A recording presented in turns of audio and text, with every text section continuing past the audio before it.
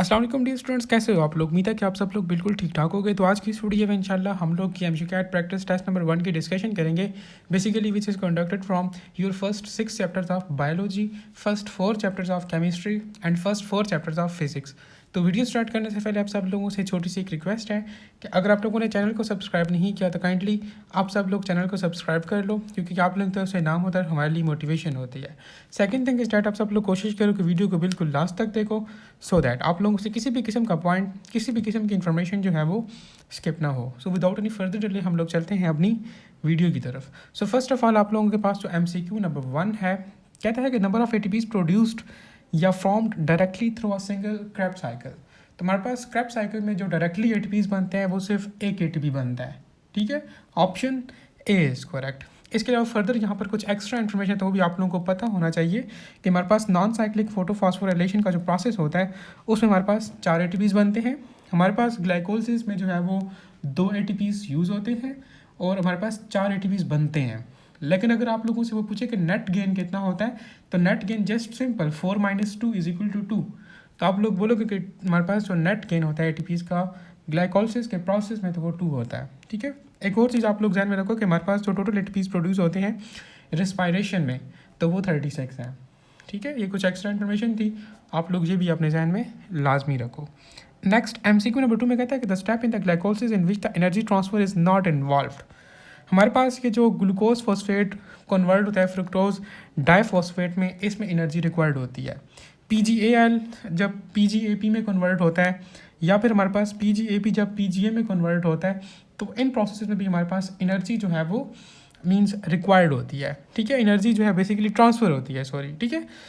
आप लोग फिगर देख सकते हो बुक में, लेकिन हमारे पास ये जो ऑप्शन बी है जिसमें हमारे पास फ्रुक्टोज डाइफॉस्फेट जो है वो डाईहाइड्रोक्सी एसीटोन फॉस्फेट में कन्वर्ट हो रहा है, तो इस प्रोसेस में या इस स्टेप में हमारे पास जो है वो एनर्जी जो है वो ट्रांसफ़र नहीं होती, ठीक है। So option B is correct. Third में कहता है कि जीनोम ऑफ इन्फ्लुएंजा वायरस। तो आप लोगों के पास जो इन्फ्लुएंजा वायरस होता है उसमें हमारे पास सिंगल स्ट्रैंडेड RNA होता है, ठीक है। Option A is correct. आप लोगों के पास बुक में डिफरेंट वायरसेस गिवन है, ठीक है। हेपेटाइटिस में भी डिफरेंट फर्दर टाइप्स हैं, तो उसमें भी आप लोगों को पता होना चाहिए कि उसमें जीनोम कौन सा है। तो यहाँ से एक MCQ लाजमी होता है, आपको पता हो कि HIV में कौन सा जो है वो जीनोम है, हेपेटाइटिस A में कौन सा है, B में कौन सा है, C में कौन सा है, या इस तरह से बाकी भी आप लोगों की बुक में डिफरेंट डिजीज़ेज़ हैं, तो आप लोगों को उन डिजीज़ेज़ के जीनोम का पता हो, ठीक है। सॉरी, उन डिजीज़ेज़ को जो वायरसेस काज करते हैं उन वायरसेस के जीनोम का पता हो, ठीक है। यहाँ से एक MCQ लाजमी होता है, आप लोग इस पॉइंट को नोट करो। MCQ नंबर 4 में कहता है कि HIV is also called AIDS. तो HIV को हम लोग HTLV भी कहते हैं। Option C is correct. अब यहाँ पे बहुत से स्टूडेंट्स ने एड्स को करेक्ट किया होगा, लेकिन HIV को हम लोग एड्स नहीं कहते। HIV हमारे पास एक ह्यूमन इम्यून डिफिशियंसी वायरस है जो कि एड्स काज करता है, ठीक है। HIV एड्स का कॉजेटिक एजेंट है, लेकिन HIV को हम लोग जो है वो HTLV कहते हैं। Option C is correct. Fifth में कहता है कि हमारे पास genome of which one of the following consist of the single molecule of the DNA। तो हमारे पास जो हेपेटाइटिस B वायरस होता है उसमें हमारे पास जो है वो सिंगल स्ट्रैंडेड DNA प्रेजेंट होता है। Option B is correct. अब आप लोगों का काम बनता है कि आप लोग HAV का भी बुक से देखो, HCV का भी देखो, HIV का भी देखो कि बुक में इनके जीनोम्स कौन कौन से हैं, ठीक है। नेक्स्ट 6 में कहता है कि which one of the following is not opportunistic diseases related to the HIV infection. देखो, जब भी हमारे पास HIV इन्फेक्शन होता है तो उसकी वजह से हमारे पास कुछ अपॉर्चुनिस्टिक डिजीजेज जो है वो काज होती हैं। अब यहाँ पर वो आप लोगों से ये कह रहा है कि हमारे पास ये जो ऑप्शंस गिवन है इसमें से कौन सी डिजीज़ जो है वो अपॉर्चुनिस्टिक नहीं है। मींस अगर किसी बंदे को HIV हो जाए तो उसको इनमें से कौन सी जो है वो डिज़ीज़ नहीं होगी। तो हमारे पास जब भी किसी बंदे को HIV होता है तो उसको हमारे पास अपॉर्चुनिस्टिक डिजीज़ में जो है वो एक तो उसको रिकरेंट निमोनिया होता है, पल्मोनरी ट्यूबरक्लोसिस होता है और उसको टैक्सोप्लाज्मोसिस भी होता है। लेकिन destruction of the body immune system is not related to the opportunistic diseases. So option A is correct. Next 7th में कहते हैं कि most of the disease symptoms appears in which phase. हमारे पास जो डिजीज़ के सिम्टम्स होते हैं वो लॉग फेज में अपीयर होते हैं। Option B is correct. अब आप लोगों के पास ये एक फेजेस हैं डिफरेंट इसके तो आप लोगों ने जो है वो इन फेजेस को देखना है, इनमें मेजर इवेंट्स कौन कौन से हैं, डिक्लाइन फेज में क्या हो रहा है, लैग फेज में क्या होता है, लॉग फेज में क्या होता है। तो कुछ इस तरह से स्पेशल फीचर्स हैं हर एक फेज़ में, तो वो आप लोगों को पता होना चाहिए। जिस तरह हम लोगों ने यहाँ पर बात की कि हमारे पास डिजीज़ के सिम्टम्स जो हैं वो लॉग फेज़ में अपीयर होते हैं। अब आप लोगों को पता होना चाहिए कि बाकी जो फेज़ हैं उसमें कौन कौन से जो है वो मेजर इवेंट्स हो रहे होते हैं। ठीक है, सो ये आप लोगों का टास्क है, आप लोगों ने ये लाजमी देखने हैं, क्योंकि यहाँ से भी एक MCQ लाजमी होता है। नेक्स्ट 8th में कहता है कि milk sugar is pasteurised by heating for 15 seconds at the temperature of. तो पेस्चराइजेशन के लिए हमारे पास जो टेम्परेचर रिक्वायर्ड होता है वो 72 डिग्री होता है। Option C is correct. ठीक है, नीचे कुछ एक्स्ट्रा इन्फॉर्मेशन है वो आप लोग देख सकते हो कि पेस्चराइजेशन के लिए हमें 72 डिग्री सेंटीग्रेड जो है वो चाहिए होता है 15 सेकेंड्स के लिए। अल्ट्रा हाई टेम्परेचर हमारे पास जो है वो 140 डिग्री होता है फॉर 3 सेकेंड्स। स्टेरिलाइजेशन के लिए हमें जो है वो 170 डिग्री चाहिए होते हैं फॉर 2 आवर्स। ठीक है, और हीटिंग के लिए हमें जो है वो 100 डिग्री चाहिए होता है फॉर द 10 मिनट्स। तो लाजमी नहीं है कि आप लोगों को एग्ज़ाम में वो पेस्चराइजेशन का ही पूछे। ये एक्स्ट्रा इन्फॉर्मेशन यहाँ पर पुट करने का मकसद ये था कि इनमें से कोई भी जो है वो आप लोगों के मेन टेस्ट में आ सकती है और यहाँ से एक MCQ आता है। ठीक है, सो लिहाजा आप इन तमाम इन्फॉर्मेशन को अपने जहन में लाजमी रखो। नेक्स्ट 9th में कहता है कि हमारे पास murein cell wall is composed of. तो हमारे पास म्यूरिन जो है इसमें बेसिकली हमारे पास शुगर्स और अमाइनो एसिड्स होते हैं। ठीक है, option A is correct. Mostly students यहाँ पर पेप्टाइडोग्लाइकेन्स का लगाया होगा। ठीक है, लेकिन यहाँ पे उसकी कंपोजिशन का पूछ रहा है, वो ये नहीं कह रहा कि वो किससे बना है या उसमें क्या है, वो उसकी कंपोजिशन का पूछ रहा है। तो हमारे पास जो म्यूरिन होती है सेल वॉल, उसमें हमारे पास शुगर और हमारे पास अमाइनो एसिड्स होते हैं। Option A is correct. 10th में कहता है कि which disease is not caused by bacteria. तो हमारे पास जो टेटनस, ट्यूबरक्लोसिस, डिप्थीरिया, ये बैक्टीरियल डिजीज़ है, बैक्टीरिया की वजह से काज होती हैं। लेकिन स्मॉल पॉक्स हमारे पास जो बैक्टीरियल डिजीज़ नहीं है, it is a viral disease, ये वायरस की वजह से काज होती है। So option B is correct. 11th में कहता है कि हमारे पास सैल्मोनेला टाइफी इज़। तो हमारे पास ये जो सैल्मोनेला टाइफोसा है basically it is a bacillus bacterium. Option B is correct. आप लोगों के पास बुक में डिफरेंट टाइप्स हैं बैक्टीरिया की। ठीक है, ये shape and size of bacteria, तो आप लोगों को उसकी शेप्स में फर्दर जो एग्जांपल्स हैं तो उनका मस्ट पता हो, यहाँ से भी MCQ आने के चांसेस होते हैं। नेक्स्ट MCQ नंबर 12 में कहता है कि हमारे पास pneumococcus strain use by the Griffith in his experiment was.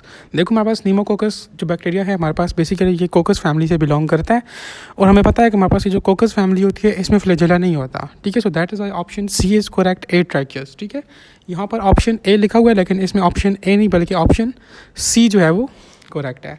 अब यहाँ पर हमारे पास कुछ बाकी चीज़ें हैं, मोनोट्रिकियस, ए ट्राइकियस, एम्फीट्राइकियस या लोफोट्राइकियस। ठीक है, तो ये इंपॉर्टेंट है, समटाइम्स यहाँ से MCQ आता है। ठीक है, पिक्चर में साइड पे इंसर्ट कर दूंगा, आप लोगों को उसको देखना है तो आप लोगों को ये टर्मिनोलॉजी समझ आ जाएंगी और इसको आप लोग नोट कर लो, यहाँ से MCQ मस्ट होता है। ठीक है, नेक्स्ट 13 में कहता है कि हमारे पास बैक्टीरिया रिप्रोड्यूस एसेक्सुअली बाय।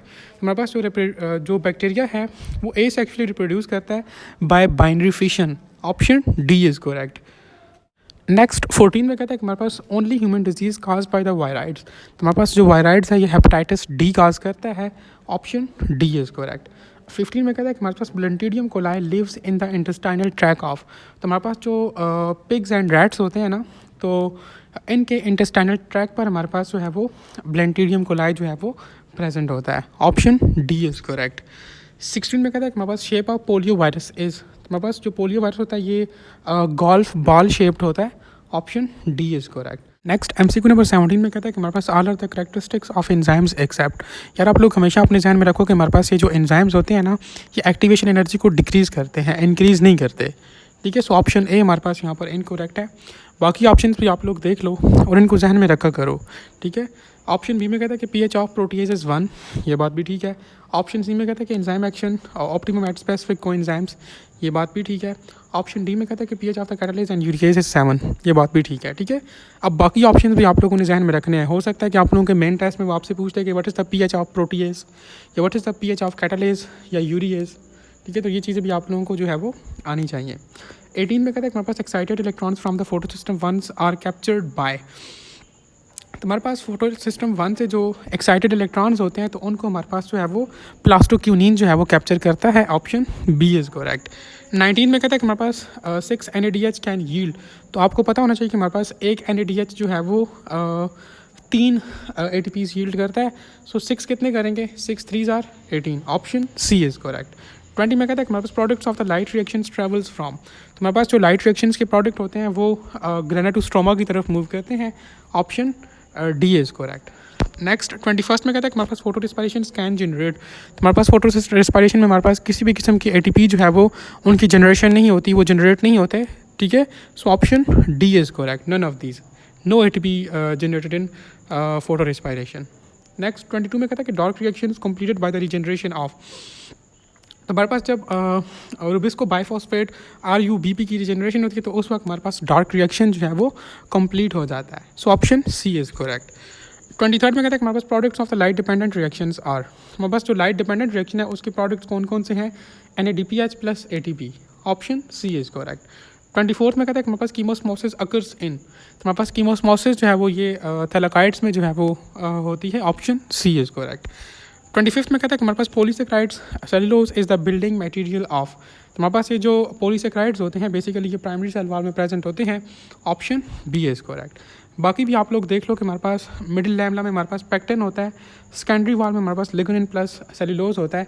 इनके अलावा बाकी भी कुछ इंपॉर्टेंट कंपोजिशन है तो भी आप लोग बुक में से लाजमी देखो, समटाइम्स यहाँ से भी MCQ जो है वो आ जाता है। ठीक है, दूसरी चीज़ आपको इन लेयर्स की सीक्वेंस का पता हो कि पहले कौन सी लेयर होती है उसके बाद कौन सी होती है।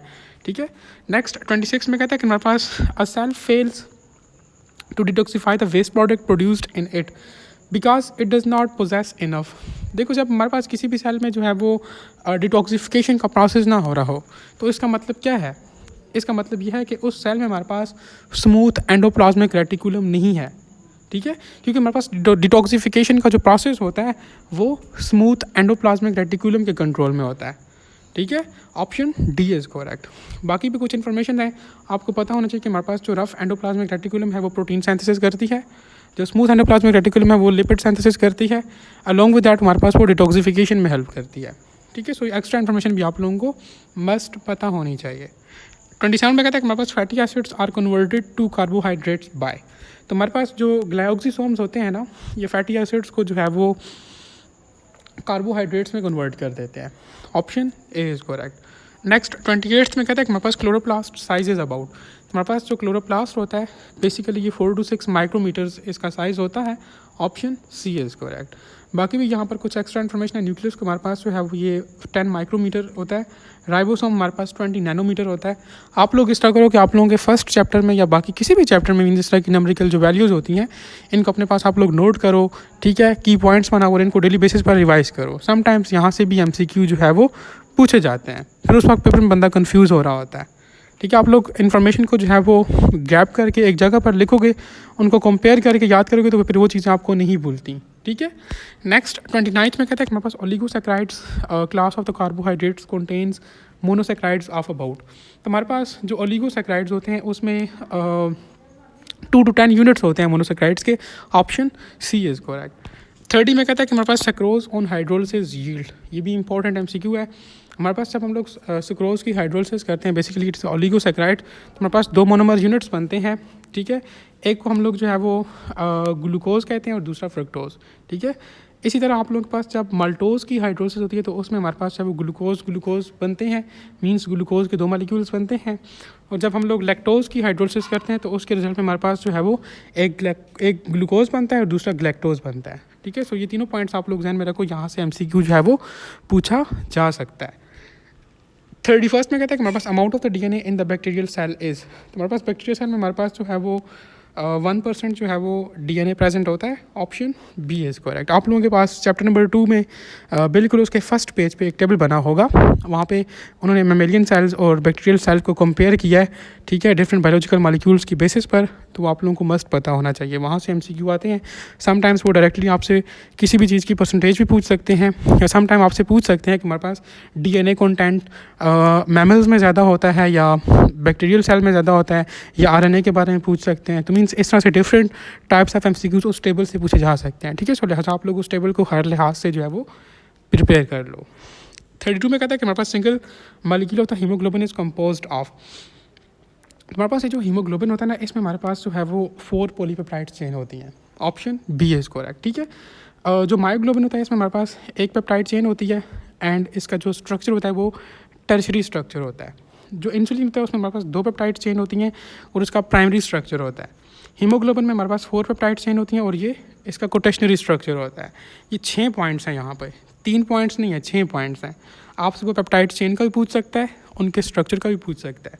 तो आप लोग इन 6 पॉइंट्स को मस्ट जो है वो जहन में रखो। 33 में कहता है कि हमारे पास peptide bond is formed between. हमारे पास जो पेप्टाइड बॉन्ड होता है basically it is form between the carboxyl group and amino group. Option C is correct, ठीक है। नेक्स्ट 34th में कहता है कि all are the coenzymes except. तो यहाँ पर आप लोगों के पास NAD, FAD और NADP जो है वो ये को एंजाइम्स हैं, जबकि ADP जो है वो को एंजाइम नहीं है, ठीक है। ADP stand for adenosine diphosphate, ठीक है, इट इज़ नॉट अ को enzyme. So option D is correct. Next 35th में कहता है कि pH of the pancreatic amylase. तो पेंक्रियाटिक एमाइलेज का जो pH है वो 6.727 होता है। Option D is correct. Next MCQ number 36 से ऑनवर्ड हमारे पास केमिस्ट्री का पोर्शन है, तो इसकी डिस्कशन करते हैं, ठीक है। सो MCQ नंबर 36 में कहता है कि हमारे पास real gases deviate more from an ideal behaviour at. तो देखो यार, रियल गैसेज जो है वो आइडियल बिहेवियर से जो है वो डेविएशन शो करती हैं, ठीक है, जब हमारे पास टेम्परेचर जो है वो लो हो और प्रेशर हाई हो, ठीक है। Option B is correct. 37th में कहता है कि which gas deviate more from an ideal behaviour at the room temperature and pressure. तो यार देखो, जो गैस ज़्यादा पोलर हुई, ठीक है, तो वो ज़्यादा डेविएशन शो करेगी। क्यों? क्योंकि हमारे पास जो डेविएशन होती है ना, it is directly proportional to polarity. अब यहाँ पर हमारे पास जो सल्फ़र डाइऑक्साइड है ये ज़्यादा पोलर है as compare to the hydrogen, nitrogen और methane. So that is why हम लोग बोलेंगे कि हमारे पास सल्फ़र डाइऑक्साइड जो है वो ज़्यादा डेविएशन शो करेगी। Option D is correct. 38th में कहता है कि product of the PV of the gas is the unit of. देखो, P हमारे पास यहाँ पे प्रेशर है और V वॉल्यूम है, तो आप लोगों ने इनके यूनिट्स का जो है वो प्रोडक्ट लेना है। हमारे पास प्रेशर का जो यूनिट होता है वो क्या होता है, न्यूटन पर मीटर स्क्वायर, और जो वॉल्यूम है उसका हमारे पास जो यूनिट होता है वो मीटर क्यूब होता है। जस्ट आप लोग इनको मल्टीप्लाई करोगे तो आप लोगों के पास न्यूटन मीटर जो है वो आंसर आएगा। न्यूटन मीटर को हम लोग जाउल भी लिख सकते हैं और हमें पता है कि joule is the unit of work, ठीक है। सो हम लोग बोलेंगे कि हमारे पास the product of the PV of the gas is the unit of work. Option C is correct. Next MCQ number 39 में कहता है कि which one of the following is absolute zero temperature. यार अब एब्सोल्यूट जीरो टेम्परेचर होता क्या है? Basically it is the temperature at which the motion of the molecules become ceased. मतलब मॉलिक्यूल्स की मोशन जो है वो स्टॉप हो जाती है, ठीक है। तो हमारे पास हमें पता है कि 0 केल्विन पर जो है वो मॉलिक्यूल्स की मोशन स्टॉप हो जाती है। सो हम लोग बोलेंगे कि हमारे पास ये 0 केल्विन जो है वो एब्सोल्यूट जीरो टेम्परेचर है, और नेम से भी इंडिकेट कर रहा है 0, ठीक है। So option A is correct. 40 में कहता है कि हमारे पास deviation of the gases from an ideal behaviour is maximum at. तो हमें पता है कि हमारे पास डेविएशन जो है वो हाई प्रेशर और लो टेम्परेचर पर मैक्सिमम होता है, ठीक है। अब हमारे पास यहाँ पर जो है वो यहाँ पर लो टेम्परेचर तो 10 डिग्री है, ठीक है, और हाई प्रेशर जो है वो 5 ATM है। सो अगर आप लोग ऑप्शन ए को देखो तो ये हमारे पास जो है वो हाई प्रेशर और लो टेम्परेचर को रिप्रेजेंट कर रहा है। सो हम लोग बोलेंगे कि हमारे पास जो गैसेस की डेविएशन होगी वो ज़्यादा होगी एट -10 डिग्री एंड 5 ATM, ठीक है। Option A is correct. आप लोगों को यहाँ पे वो डिफरेंट ऑप्शंस दे सकते हैं, लेकिन अगर आपको ये पता हो कि हमारे पास हाई प्रेशर पर और लो टेम्परेचर पर जो है वो डेविएशन जो है मैक्सिमम होती है, तो आप लोग इजीली जो है वो इसको गैस कर लोगे आंसर को। नेक्स्ट 41 में कहता है कि negative Joule Thomson effect is shown by. तो देखो यार, हमारे पास जो हाइड्रोजन और हीलियम होता है ना, वो नेगेटिव जाउल थॉमसन इफेक्ट जो है वो देते हैं। क्यों? क्योंकि हमारे पास long range forces in these gases are weak, ठीक है। It is difficult to create an attractive forces to them. So that is why हम लोग बोलते हैं कि हमारे पास हाइड्रोजन और हीलियम जो है वो ये नेगेटिव जाउल थॉमसन इफेक्ट जो है वो प्रोड्यूस करते हैं। Option D is correct.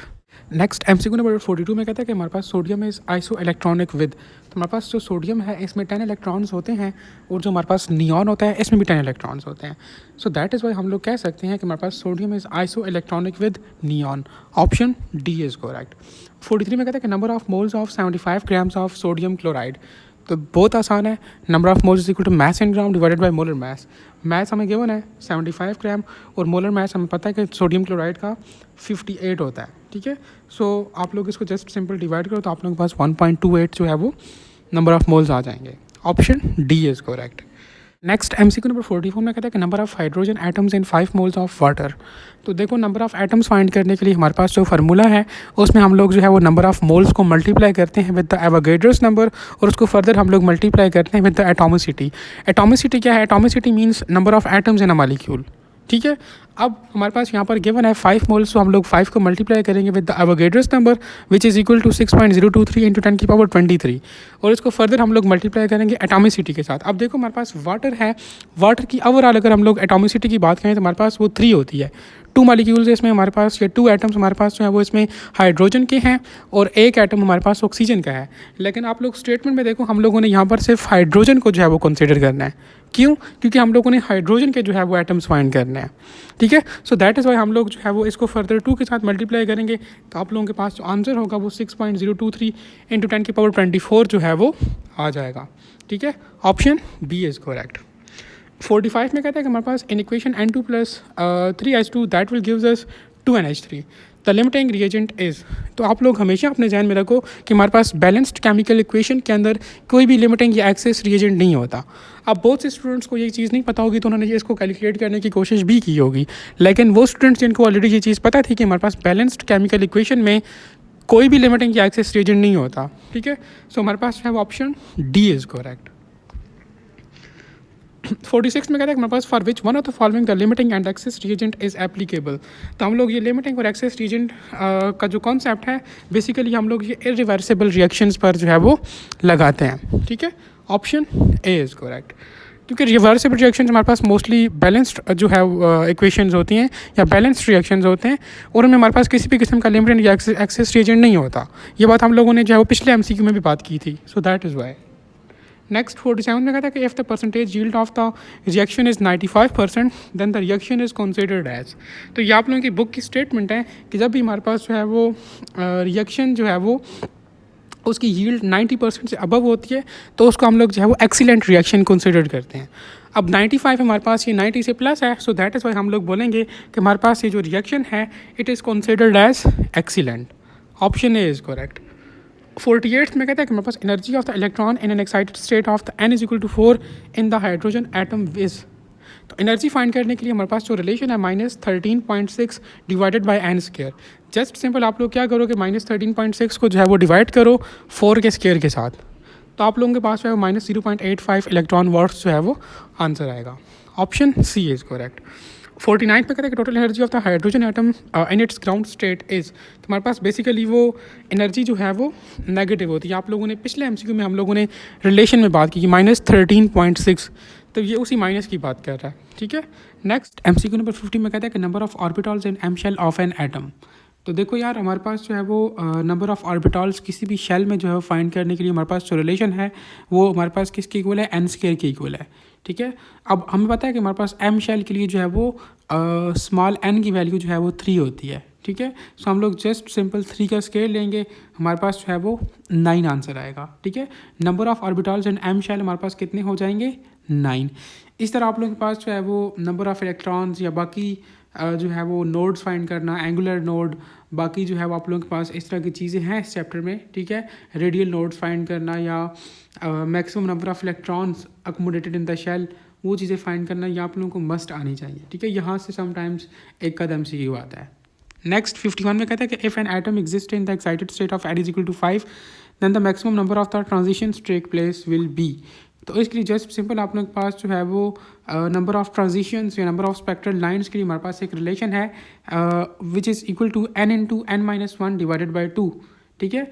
अब यहाँ पर उसने आप लोगों से जो है वो नंबर ऑफ ट्रांजिशंस का पूछा है, लेकिन इसी को हम लोग जो है वो स्पेक्ट्रल लाइंस भी कह सकते हैं, ठीक है। सो आप लोगों ने ये चीज़ हमेशा अपने ध्यान में रखनी है। हो सकता है कि मेन टेस्ट में वो आप लोगों से बोले कि आप लोग स्पेक्ट्रल लाइंस जो है वो फाइंड करो, ठीक है। स्पेक्ट्रल लाइंस और नंबर ऑफ ट्रांजिशंस एक ही बात है। इसके लिए रिलेशन हमारे पास है वो n into n-1 divided by 2 है। अब वैल्यू उसने दी है आप लोगों को 5 की, जस्ट सिंपल आप लोग क्या करोगे, लिखोगे कि 5 इंटू 5 -1 डिवाइडेड बाई 2।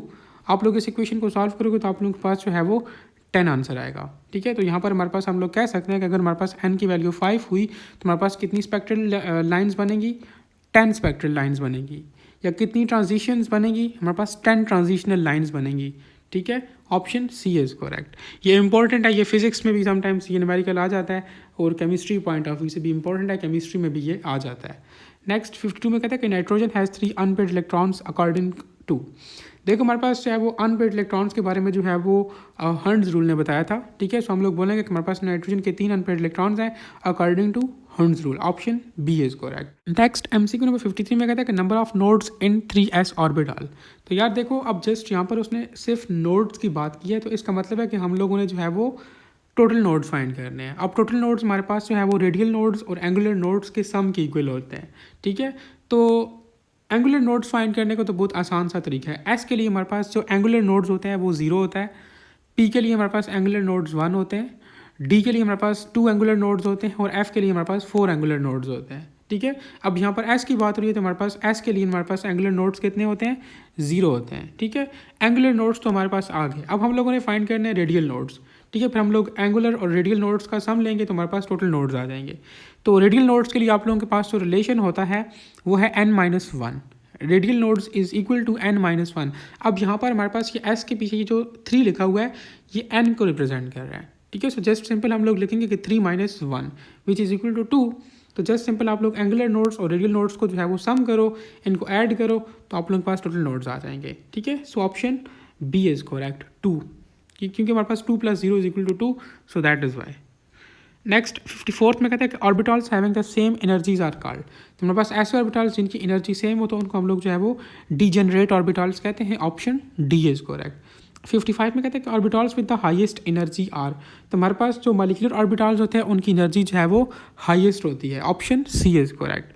56 में कहता है कि in carbon dioxide and water the hybridisation in oxygen is. तो हमारे पास जो कार्बन डाइऑक्साइड है उसमें हमारे पास जो है वो ऑक्सीजन जो है वो sp2 हाइब्रिडाइज्ड होता है और वाटर में हमारे पास ऑक्सीजन जो है वो sp3 हाइब्रिडाइज्ड होता है। Option B is correct. 57 में कहता है कि oxygen molecule has 2 unpaired electrons, it is therefore. तो अब हमारे पास ऑक्सीजन मॉलिक्यूल में जो है वो 2 अनपेयर्ड इलेक्ट्रॉन्स हैं, इसलिए हमारे पास ये जो है वो एज अ पैरामैग्नेटिक मटेरियल जो है वो बिहेव करता है। Option D is correct. ठीक है, ये according to molecular orbital theory वो आप लोगों को जो है वो पैरामैग्नेटिक बिहेवियर, ये डायमैग्नेटिक बिहेवियर, फेरोमैग्नेटिक बिहेवियर्स के बारे में भी बताता है। ठीक है, नेक्स्ट 58 में कहते हैं कि हमारे पास डायरेक्शनल बॉन्ड्स आर। तो हमारे पास ये जो डायरेक्शनल बॉन्ड्स होते हैं ना, ये हमारे पास जो है वो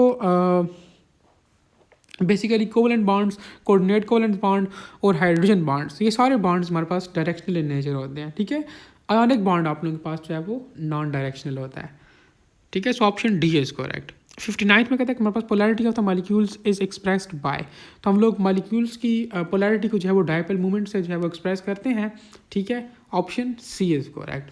60 में कहता है कि eight which temperature both the Fahrenheit and Celsius scales coincides. तो हमारे पास जो है वो -40 डिग्री सेंटीग्रेड पर जो है वो फ़ारेनहाइट स्केल और सेल्सियस स्केल जो है वो एक दूसरे के साथ जो है वो कोइंसाइड करते हैं। Option D is correct. Next MCQ number 61 में कहता है कि species with the dipole moments equals to 0। तो हमारे पास कार्बन डाइऑक्साइड, मीथेन, 1,2,2 डाइब्रोमोबेंजीन, तो इन सब का हमारे पास डायपोल मोमेंट जो है वो 0 होता है। ठीक है, option D is correct all of these. 62 में कहता है कि molecular structure of the BeCl2 is. तो आप लोगों के पास जो मॉलिक्यूलर स्ट्रक्चर है बेरिलियम डाइक्लोराइड का, तो वो लीनियर स्ट्रक्चर है। आप लोगों के पास ये जो वेस्पर थ्योरी का एक टेबल बना होगा बुक में, वो मोस्ट इंपॉर्टेंट टेबल है। ठीक है, वहाँ पे जो है वो डिफरेंट चीज़ें मैंशनड हैं, एंगल्स मैंशनड हैं, स्ट्रक्चर्स मैंशनड हैं, शेप्स मैंशनड हैं, अनपेयर्ड इलेक्ट्रॉन्स मैंशनड है, टोटल इलेक्ट्रॉन्स मैंशनड है। तो मीन्स वो सारी चीज़ें आप लोगों को किसी भी मॉलिक्यूल की पता होनी चाहिए। ठीक है, वो इंपॉर्टेंट है, वहाँ से मस्ट MCQ आता है, आप लोग उस टेबल को रट लो। ठीक है, नेक्स्ट 63 में कहता है कि हमारे पास lateral overlapping is accepted in. तो हमारे पास जो पाई बॉन्ड्स होते हैं ना, उनमें हमारे पास लेटरल जो है वो होती है, ओवरलैपिंग होती है। सो दैट इज़ वाई हमारे पास वो वीकर बॉन्ड्स होते हैं। ठीक है, option B is correct. 64th में कहता है कि which one of the following compound gives sp3 hybridization. तो हमारे पास H2O NH3CH4। ठीक है, वाटर, अमोनिया और ये मीथेन जो है वो इन तीनों में हमारे पास sp3 हाइब्रिडाइजेशन है। So option D is correct all of these. 65 में कहता है कि the subshell which does not exist has the quantum number.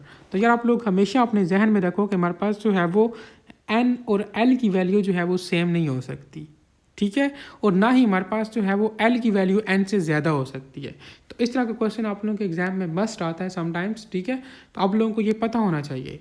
आप लोग फ़ौरन जो है इस तरह का कोई भी क्वेश्चन हो तो आप लोग पहले देखो कि कौन से ऑप्शन में जो है वो एन और एल की वैल्यू जो है वो सेम है, उन ऑप्शंस को आप लोग हटाते जाओ। फिर दूसरी मरतबा आप लोग ये चीज़ देखो कि हमारे पास वो ऐसा कौन सा ऑप्शन है जिसमें एन की वैल्यू जो है वो स्मॉल है और एल की वैल्यू जो है वो कैपिटल है। तो ऐसा भी जो है वो इम्पॉसिबल है, ठीक है। एल की वैल्यू हमारे पास हमेशा जो है वो एन की वैल्यू से स्मॉल होती है। अब यहाँ पर आप लोग देख सकते हो, यहाँ पर उसने बोला कि हमारे पास कौन सी चीज़ जो है वो एग्जिस्ट नहीं कर सकती, ये कौन सा ये जो पेयर है क्वांटम नंबर्स का ये एग्जिस्ट नहीं कर सकता। अगर आप लोग ऑप्शन ए में देखो तो हमारे पास जो है वो एन की वैल्यू जो है वो 2 है और एल की 0 है, ये पॉसिबल है, हो सकता है। ऑप्शन बी में देखो हमारे पास देखो एन की वैल्यू 2 है, एल की वैल्यू 0 है, सॉरी 1 है, तो ये भी हमारे पास पॉसिबल है। लेकिन ऑप्शन सी को आप लोग देखो, यहाँ पे हमारे पास एन और एल की वैल्यू जो है वो सेम है, जबकि हम लोगों ने पहले बात की थी कि हमारे पास एन और एल की वैल्यू जो है वो सेम नहीं हो सकती, ठीक है। सो ऑप्शन सी जो है वो इट इज़ करेक्ट, क्योंकि हमारे पास जो है वो ये एग्जिस्ट नहीं कर सकता, ठीक है। नेक्स्ट MCQ नंबर 66, यहाँ से अब आप लोगों का जो है वो फिजिक्स का पोर्शन जो है वो स्टार्ट हो जाता है। अब यहाँ पर MCQ नंबर 66 में कहता है कि if the body of the mass 2 kilogram drop from the height of the 5 metre find its momentum. अब आप लोगों को जो है वो उसने जो है वो मैस दिया है विच इज़ 2 किलोग्राम, हाइट उसने दी है 5 मीटर, और आपसे कहता है कि आप लोग मोमेंटम को फाइंड करो। मोमेंटम का रिलेशन हमारे पास क्या है, P = mv। अब मैस तो हमारे पास गिवन है, लेकिन वेलोसिटी हम लोग कहाँ से लेकर आएँ।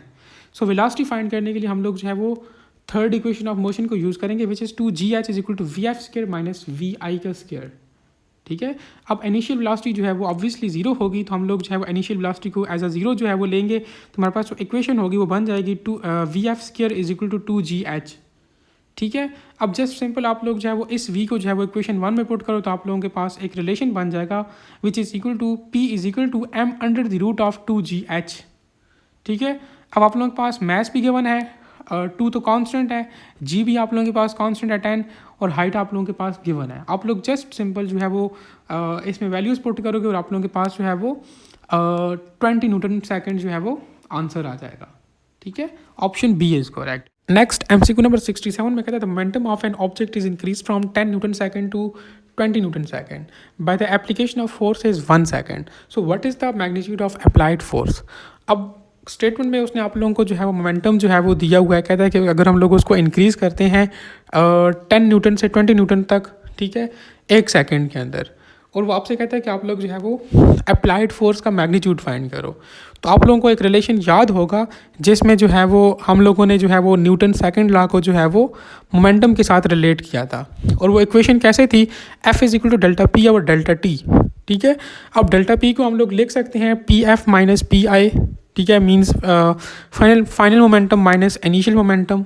तो जस्ट सिंपल आप लोगों के पास फाइनल मोमेंटम भी गिवन है विच इज़ 20, इनिशियल मोमेंटम भी गिवन है विच इज़ 10, और आप लोगों के पास टाइम भी गिवन है विच इज़ 1 सेकेंड। तो जस्ट सिंपल आप लोग इस फार्मूला में वैल्यूज़ पुट करो, आप लोगों के पास जो है वो 10 न्यूटन जो है वो फोर्स आ जाएगी। Option A is correct. Next MCQ number 68 में कहता है a ball is dropped from the roof of a very tall building, what is its velocity after falling for the 5 seconds. तो इसके लिए जस्ट सिंपल आप लोग जो है वो फर्स्ट इक्वेशन ऑफ मोशन को यूज़ करोगे which is vf = vi + gt। vf हम लोगों ने फाइंड करना है, इनिशियल वेलोसिटी ऑब्वियसली 0 होगी, g हमें पता है विच इज़ इक्वल टू 10 या 9.8, और t जो है वो आप लोगों को गिवन है which is 5 seconds. Just simple आप लोग इस इक्वेशन में वैल्यूज़ को पुट करो, आप लोगों के पास जो है वो 49 आंसर आ जाएगा। अच्छा, यहाँ पर जो है वो अगर आप लोग अपनी कैलकुलेशंस को इजी करना चाहते हो तो आप लोग जो है वो 9.8 की जगह राउंड ऑफ फिगर जो है वो पुट किया करो 10, ठीक है, ताकि आपकी कैलकुलेशंस जो है वो इजी हो जाए। फिर बाद में जो है वो आप लोग उसको आंसर्स के साथ या अपने जो ऑप्शंस होते हैं उनके साथ मैच करके एक का डिजिट आगे पीछे कर सकते हो, ठीक है। नेक्स्ट 69 में कहते हैं कि ball of the match 5 kilogram is dropped from the height of the 78.4 metre, the time taken by the ball to hit the ground is. अब हमें उसने जो है वो मैच भी दे दिया है, हाइट भी दे दिया है, और टाइम का उसने पूछा कि वो कितना टाइम लगी ग्राउंड को टच करने में या ग्राउंड तक पहुंचने में। तो उसके लिए आप लोगों के पास रिलेशन होता है T = √2h / g, ठीक है। जस्ट सिंपल आप लोग जो है वो हाइट की वैल्यू पुट करो, जी कांस्टेंट है, तो आप लोगों के पास जो है वो टाइम ऑफ टाइम आ जाएगा। ठीक है, तो आप लोग जब इक्वेशन में वैल्यूज पुट करोगे तो आप लोगों के पास जो है वो 4 सेकेंड जो है वो आंसर आएगा। Option B is correct. Next 70 में कहता है कि a person carries a load of the 15 kilogram of the bricks to the top of the building which is 10 metre high. कहता है कि वर्क डन विल बी, तो इसके लिए आप लोग जो है वो यहाँ पर अब वर्क डन जो है वो पोटेंशियल एनर्जी की फॉर्म में हो रहा है। सो हम लोग लिखेंगे कि potential energy is equal to mgh। Math भी गिवन है विच इज़ 15 किलोग्राम, जी का हमें पता है कि विच इज़ 10 मीटर पर सेकेंड स्क्वायर, और हाइट का भी पता है which is 10 metre. Just simple आप लोग इनको मल्टीप्लाई करोगे तो आप लोगों के पास जो है वो 1500 जाउल जो है वो वर्क डन जो है वो आ जाएगा। Option C is correct. 71 में कहता है the time rate of change of linear momentum of the freely falling object is equal to.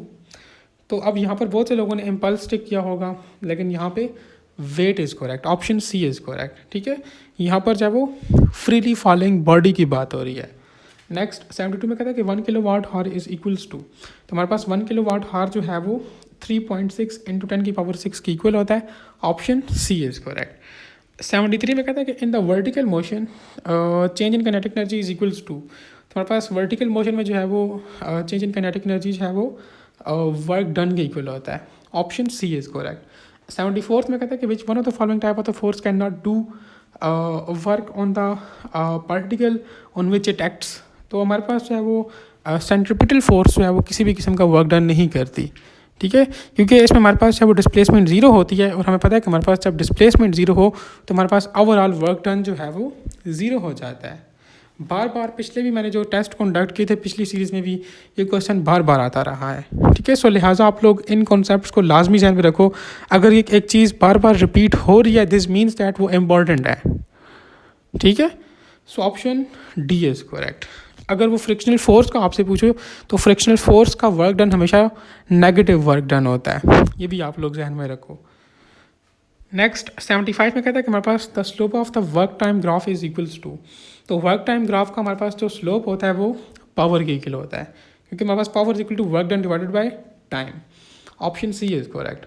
76 में कहते हैं the couple in couple the resultant of the two forces is equals to, हमारे पास जो couple forces होती हैं उसमें हमारे पास दो फोर्सेस का जो रिजल्टेंट होता है वो ज़ीरो के इक्वल होता है।